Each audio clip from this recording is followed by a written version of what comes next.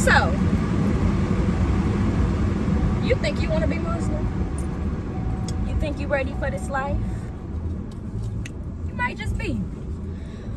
I'm going to talk about my conversion story, as well as some taboo things people that are Muslim, especially a black Muslim woman, don't talk about. Okay. This video is going to be very raw. It's going to be very real. It's going to feel like a FaceTime call. I think for anybody that is considering becoming Muslim, period, but especially if you are a black American Muslim, and super especially if you are a black American Muslim woman, you need to read the Quran for yourself. If you don't read the Quran for yourself, you will have people try to push certain things on you in the name of Islam that Islam never said. Just like Christianity, just like Judaism, just like any other religion, yes, you have extremists. You have extremists, you have people that are on the middle ground, and you have people that are Muslim by name, but that's it. You only have to do 5 things to be a Muslim. These are the 5 things you have to do, and yes, I'm missing a nail. These are the 5 things you have to do to be Muslim. You have to take your Shahada. You have to fast during Ramadan. You have to pray your 5 prayers daily. You have to make a pilgrimage to Hajj and Mecca or Mecca. And you have to pay zakat. That is all bone, no meat of what you have to do to be a Muslim. Period. Now there are certain things that are obligatory. Let's talk about the hijab, because the hijab is not just for women. Let's say that. Because men having a hijab, they have to observe as well. Men's hijab is you don't show from your belly button to your knees. That means I shouldn't see your belly button, I should not see your knees. And just like you see men at the swimming pool that are Muslim, that wear shorts, that are real short, with no shirt on, showing their knees, you will see women in Islam who don't cover their hair, who don't wear hijab around their neck. They might wear it in a turban. Does wearing a hijab make you less of a Muslim? Or more of a Muslim? No. What makes you more of a Muslim are doing the 5 things that make you a Muslim. Period. That is all the meat. That is all the bone, no meat.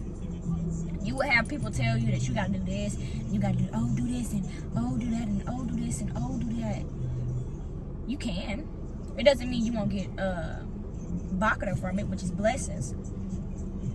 But it does mean that you can never do those things, and as long as you follow the 5 obligatory rules of Islam, you'll be fine. So, my revert story is real simple. A lot of people have very traumatizing stories, very vulgar and just different stories. Mine ain't like that. I got in a car crash last year in August. It took me out of work for a couple of months. During those couple of months, they built the biggest masjid I think I've ever seen down the street from my house. I went one day, talked with the dude, went home, went to sleep. I woke up in my pajamas, drove to the masjid, and took my shahada. So when people ask me, what made you become Muslim, that's always such a funny question to me, because I can't put it no simpler than Allah chose me. Allah subhanahu wa ta'ala. And subhanahu wa ta'ala is just giving Allah his respect. Just like you say Mr. or Miss, it's just giving him his respect. But no, he chose me for real, because I had no plans on becoming Muslim.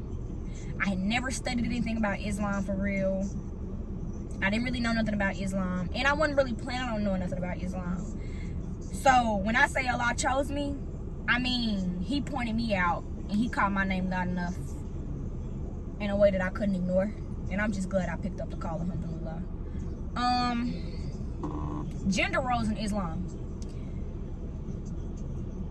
It is important that you know yourself outside of a relationship and outside of customs. Because if you don't, you will find yourself kind of molding into what everybody wants you to be, especially in Islam. And they don't mean any harm, but everybody's built off their life experiences. Like, let's say you don't want to get married right now because you don't want kids right now, because you want to finish your doctorate. People will push kids on you. People will push marriage on you. You're not married yet? Why you not married yet? Go ahead and complete half your deen. I have my whole life to complete half my deen. My whole life. And if I die tomorrow, unmarried, it wasn't Allah's will. And I'm okay with that. So, you will meet a lot of Muslim women and men who idolize marriage. I don't. It's crazy because a year ago, I didn't want to get married. I didn't want to have any kids. It was just gonna be me and my dog, and I got a cat now, so me, my dog, and my cat thugging. Do I want to get married and have kids? Yes. Lord, and was that due to Islam? No, it was more so due to my frontal lobe developing. Like, I think I was 21 when I was really on that I don't want no kids thing. I'm 23 now.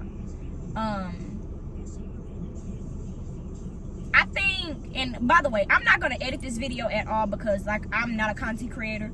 This is a video because when I became Muslim and I was looking up becoming Muslim, black girl, I didn't see nobody that looked like me. I didn't see anybody that sounded like me. Everybody sounded very proper, and everybody had like an accent like they were from somewhere else, and I didn't see myself in those people because that wasn't me. So yeah, another thing is study for yourself. Read the Quran for yourself. Internalize it for yourself. But understand, when you're reading the Quran, you're not reading it from your perspective. You're reading it from the perspective of Allah subhanahu wa ta'ala. And when you read it from the perspective of Allah subhanahu wa ta'ala, your perspective on the Quran will change. Take notes. Take notes and take your time. Take your time. Islam is a way of life. Islam is ingrained into everything you do. It's ingrained into how you walk, into how you talk, into how you eat, into how you shower, into how you use the restroom. It is ingrained into your life. And if you try to take all of that on at once, you'll overwhelm yourself. So just focus on the Live 5. That's it. Focus on the Live 5, and inshallah, everything else will come. Now you will have people like, how can I say? Okay, let's talk about the difference between men and women in Islam, right?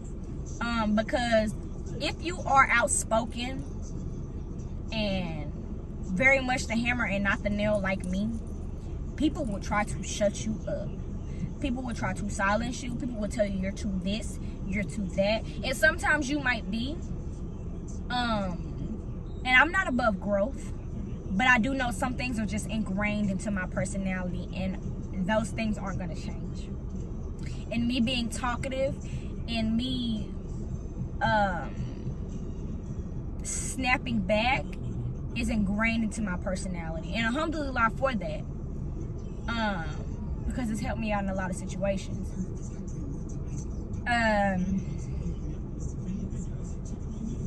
Hijab and like dressing modest. Be modest and decent. Make that your focus. Be modest and be decent. Do not let people tell you that you have to wear a dress all the time. Do not let people tell you that you have to wear a jilab all the time. And I think when I first became Muslim, that was what was so hard for me, because it was like, I don't see myself here because I don't dress like that. I don't talk like that. I don't eat like that. I don't do that. I don't feel like I belong here. What I say to that is make your place. That's what I did. I made my own version of modesty. I didn't lean on people that wear abayas all the time or people that wear jilabs all the time. Because I live in Texas, baby.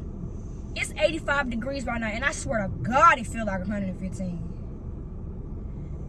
So, just focus on being modest and decent. Focus on understanding that the hijab is not just in what you wear, but in how you talk. Be kind to people. Be giving to people. Be respectful to people. Treat people with love. Lead with love. I feel like that's much more what the hijab is about than wearing an abaya. And I think when you get to the end of your road and you have to decide, and it's time to make that decision of where you're going to go, and they read out the list of things you've done, I think being kind and being respectful and leading with love will rank a lot higher than wearing an abaya. Just be a good person. Be a kind person. Be a person that you would want to encounter. A person that people encounter and feel better after meeting after a long day. Be helpful. Volunteer. Be helpful. You don't have to eat biryani rice, samosas, and lamb all the time. Okay? You can still eat fried chicken, baby. You can still have you some jambalaya. You can still have you some fish. You can still have you some shrimp. You don't have to change yourself into this Middle Eastern person who's kind of ingrained themselves into Middle Eastern culture. You don't have to do that. You can very much be your very black self and be a Muslim. You don't have to. You converted religions, not cultures. You don't have to pick that culture up. Which leads me to my next point. Get around some black Muslims. It makes all the difference in the world. And yes, I know all skin folk ain't kin folk, but some of them are. And it makes a big difference to see yourself in others. See yourself in elders. See yourself in middle-aged people. See yourself in the little girls and the little babies walking around. It feels good when people speak your dialect. When people, when you don't have to explain certain jokes, or it's not taken offensive, or you can say certain things and people aren't offended. Because when I converted, I did originally attend a Middle Eastern masjid, and my experience there was okay, but I didn't feel like I belonged there. They did not like women who talked at all. And we had like a halakha. I remember we had a halakha one time. I think this was the last time I went. And they were talking about getting married and marriage and all this. And me being me, I said, how do y'all think we're gonna get married? We don't never see the men. The men don't ever see us. We're not allowed to date these men. We're not allowed to talk to these men. And I get that is Islam. I get that that's Islam. That's Middle Eastern culture, and that's fine. But that's not my culture. I'm not marrying nobody I just met. And I feel like if you are raised Muslim, then yes, arranged marriages might work great for you. But my parents have been married 23 years. They're each other's best friends. They kick it, they goofy, they laugh, they have fun. And I think it's important for me to find a partner I can have fun with. Which is why a lot of Muslims will tell you, if you are a revert, marry a revert. Marry a revert. Polygyny. I think that's a big thing people are concerned about. Oh, I'm gonna become Muslim and he's gonna get a second wife. You don't have to deal with that. You don't gotta deal with that. You have a right to say, I don't want to marry a man who wants a second wife. I'm putting it in my nikah contract that if you marry a second wife, she's going to become your only wife. Do not fear divorce if someone is pushing a second wife on you and they just went and got one and didn't even consult you. Another thing about polygyny, if you are into polygyny, make sure your man doing it for the right reasons. Because I can't tell y'all how many brothers I've talked to or how many brothers I've heard in conversation that say, Men are meant to be with one woman. That's why Allah allowed polygyny. That's not why Allah allowed polygyny. That's not why, my love. And when you get down to it and you start really thinking about what all men have to do for polygyny to work, you have to provide an equal lifestyle for both. Y'all don't share a house. The wife get their own house, both of them. You got to give them everything twice. And a lot of men don't want that, but some do. And you have the right to walk away. And what I will say is be willing to walk away. I'm kind of in like a dating phase within Islam right now. And don't let people like guilt trip you. Like the things you want that aren't necessarily Islamic, it's okay to ask for those. Because I know for me, it's important for me to be able to go to concerts with you. It's important for me to be able to go to tailgates with you and kickbacks with you and barbecues with you. Because that's what my family does. I think in everything you need balance. And I think for me, it's important for me to find a balanced Muslim man. Because nothing else really works for me. It don't work for me. It don't work for my family. I'm very outspoken. I definitely have a dominant nature, but it's like, I'm not dominant like I won't let a man lead. I'm dominant like right now, I'm the leader of my life because I pay all my bills. When you start paying bills, I start listening. But until then, I don't have to listen to you. Also, here's another thing. Until you are married, you are single. Don't move in with no man because y'all are engaged or because y'all signed a nikah contract until y'all go down to the courthouse and file that real marriage certificate. Don't let that man play with you. Don't let him have sex with you before the ink dry on that legal, not no nikah contract, a legal marriage certificate that y'all went down to the court and found. What else? Take your time. Like, I know, like, the urgency to want to complete half of your deen, but slow down. Because when you're rushing, you get into something you ain't never mean to get into. And truth be told, a man wants to lead, a man will find you. He'll find you. He'll come get you. I promise you. He will come get you. Now for me, I was a little different. When I first started dating Islam, I was told that we had to go up to the parents. I didn't know that they meant the men. So yes, I did go to a man's daddy and say, hey, I want your son. With no shame, child. And then I found out that wasn't how you was supposed to do it. And I was like, oh, well, we here now. What else? Understand that if you marry a man with kids or a woman with kids, those are your kids. In Islam, we are very, very serious about taking care of orphans. You treat them the same as your child, if not better. For real in Islam. So if you're going to take that on, just make sure you're ready for that.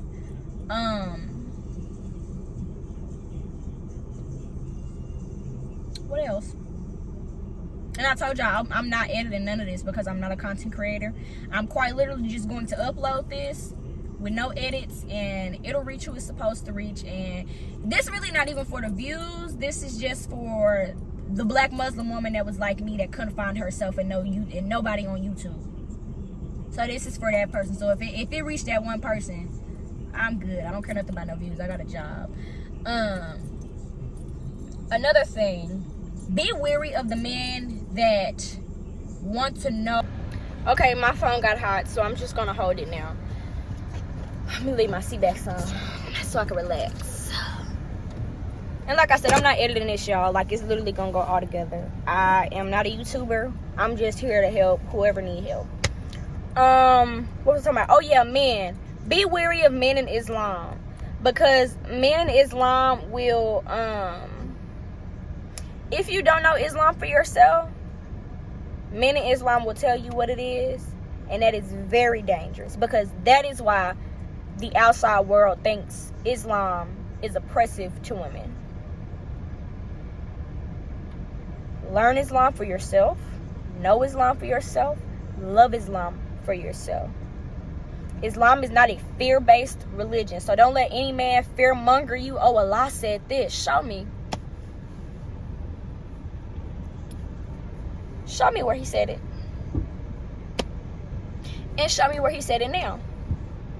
Oh, you can't? Then it don't exist. Thank you. And I'm not talking about no hadith. Because a lot of men will come up with, oh, this hadith was revealed by da-da-da-da-da. It ain't, the whole time ain't no hadith. The hadith said something totally different. Had one key word from what he said. And he didn't flip that all the way around to benefit him. So be wary of that. Be wary of men that want your, like, what's the word? Your unwavering obedience and submission. Understand something. You don't submit to no man. You don't submit to nobody. You submit to Allah, subhanahu wa ta'ala. And he submits to Allah, subhanahu wa ta'ala. And y'all respect each other. Period. That is Islam in its essence. It's a mutual respect. It's a mutual love. It's not this, my man said, paint the sky pink, so I gotta go paint the sky pink. No. Now, sometimes your man will ask you to do stuff and you'll do it. But not because you have to. It's like this. If my man pays the mortgage and all he says is, baby, I want to wake up to a breakfast. Of course I'm going to cook you breakfast because you pay my mortgage. It's give and take. You give something, I give something. So don't let a man convince you that you just supposed to submit to him and be obsessed with him and follow his beck and call and command and be devoted to him because he's a man. It's not how that goes. You be unwaveringly obsessed and devoted to Allah. You submit to Allah subhanahu wa ta'ala. You don't submit to no man. And he submit to Allah subhanahu wa ta'ala. That's the only person y'all both submit to. So take your time. And I really mean take your time. Islam is a lifetime commitment. It's a lifetime practice. Grow in Islam.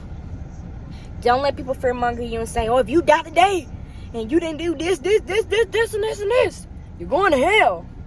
No, actually, you're going to hell for telling me I'm going to hell. Know Allah for yourself. Seriously.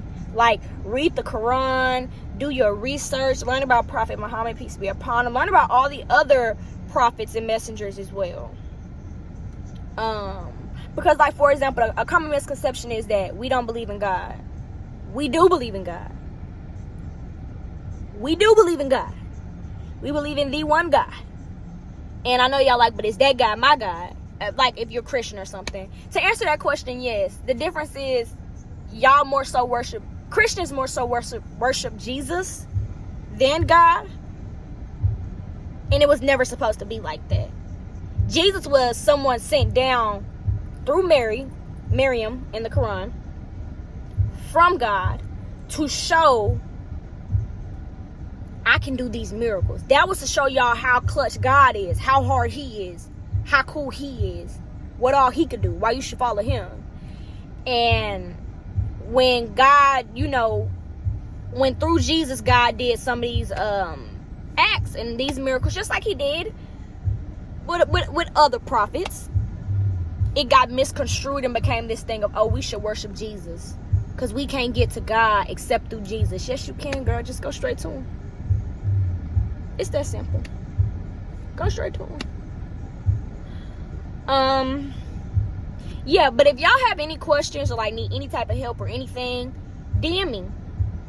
For real. The only edit I'm gonna put my Instagram somewhere over here. Yeah, I'm put it right there. And yeah, for real. If y'all need help, DM me. If y'all live like in Dallas or something, I'll link up with y'all. It's no issue. And we can go to the Black Masjid together. And no, every Black Masjid you see is not Nation of Islam. And no, I'm not the Nation of Islam.